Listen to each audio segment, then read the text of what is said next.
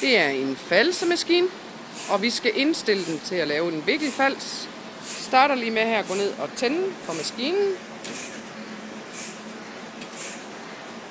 Så sidder der et display heroppe, som stort set fortæller, hvad man skal. Så vi starter lige med at indstille den først. Og så går vi ind og vælger, hvilken falstype vi vil have. Og det er ind under standard. Så vælger man den hen, og den vi så skal have, det er så en vikkelfals. Så skal man gå ind og taste længden ind på sit papir, og det er så 297 mm. Trykker enter.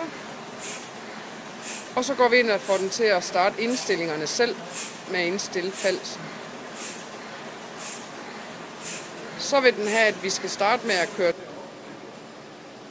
Så vil vi så indstille alle håndtagene, og så kan man lige se den selv køre igennem, så man kan se, at det hele det passer. Når man så er færdig, så trykker man auto igen.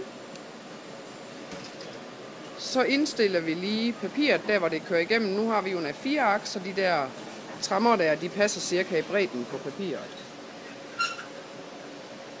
Vi lægger bare lige papiret ovenpå, så kan vi sådan nogenlunde se det. Og så er vi sådan set klar til at køre. Så skal vi have luft på igen. Og så prøver vi lige at køre et par stykker igennem igen, for at se om de passer i falsen. Så tager vi lige luften fra igen, så vi kan høre noget. Og så kan vi lige kigge dem her om på den anden side, om de passer nogenlunde i falsen.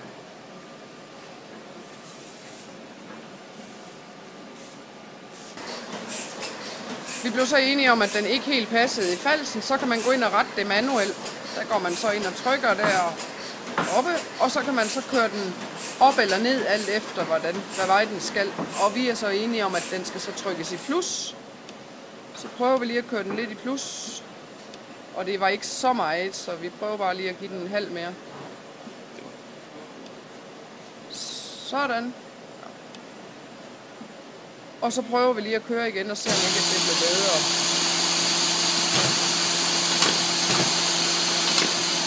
Ja.